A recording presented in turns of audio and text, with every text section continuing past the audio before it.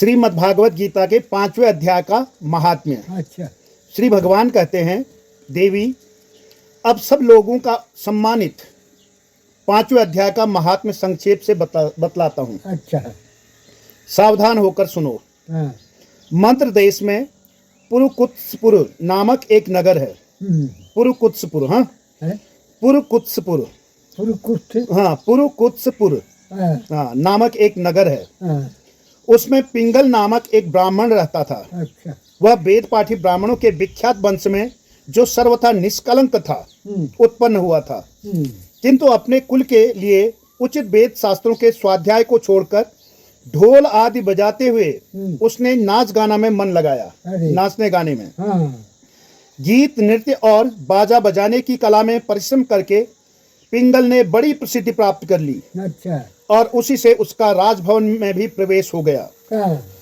अब वह राजा के साथ रहने लग गया और पराई स्त्रियों को बुला बुला कर उनका उपभोग करने लगा। अच्छा। स्त्रियों के सिवा और कहीं इसका मन नहीं लगता था। अच्छा। धीरे धीरे अभिमान बढ़ जाने से उत्सृंखल होकर हाँ। एकांत में राजा से दूसरों के दोष बतलाने लग गया। अच्छा। दूसरों के दोषों को बतलाने लग गया। पिंगल की एक स्त्री थी जिसका नाम था अरुणा। अच्छा।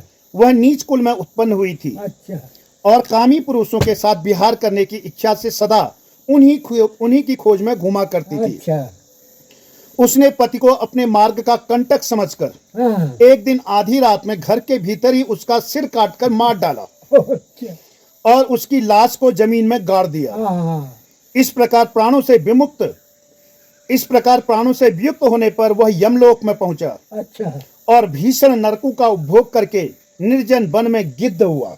गिद्ध।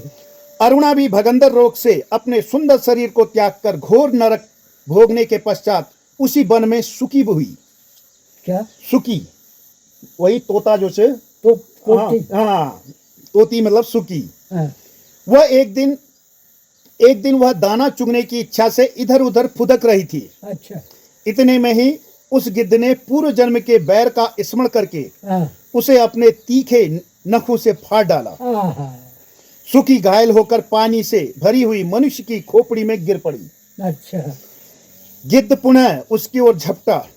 इतने में ही जाल फैलाने वाले बहेलियों ने उसे भी बाणों से निशाना बनाया।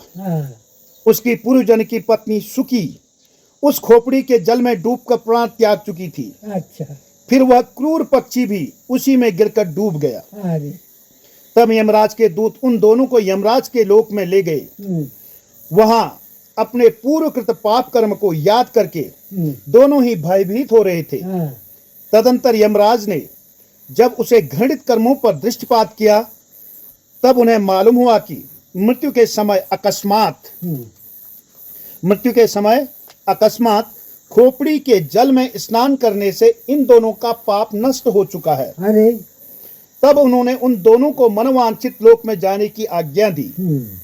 यह सुनकर अपने पाप को याद करते हुए वे दोनों बड़े विस्मय पड़े और पास जाकर धर्मराज के चरणों में प्रणाम करके पूछने लगे, भगवान, हम दोनों ने पूर्व जन्म में अत्यंत घृणित पाप का संचय किया है, फिर हमें मनोवांछित लोकों में भेजने का क्या कारण है, बताइए।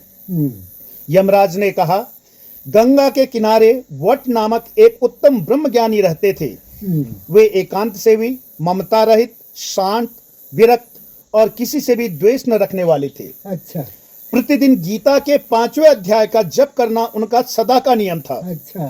5वें अध्याय को श्रवण कर लेने पर महापापी पुरुष भी सनातन ब्रह्म का ज्ञान प्राप्त कर लेता है। अच्छा। उसी पुण्य के प्रभाव से शुद्ध चित्त होकर उन्होंने अपने शरीर का परित्याग किया था। अच्छा। गीता के पाठ से जिनका शरीर निर्मल हो गया था वो आत्मज्ञान प्राप्त कर चुके थे। उन्हीं महात्मा की खोपड़ी का जल पाकर तुम दोनों पवित्र हो गए हो। अतः अब तुम दोनों मनोवांछित लोकों को जाओ, क्योंकि गीता के 5वें अध्याय के महात्म्य से तुम दोनों शुद्ध हो गए हो। श्री भगवान कहते हैं, सबके प्रति समान भाव रखने वाले धर्मराज के द्वारा इस प्रकार समझाए जाने पर वे दोनों बहुत प्रसन्न हुए और विमान पर बैठकर बैकुंठ धाम को चले गए।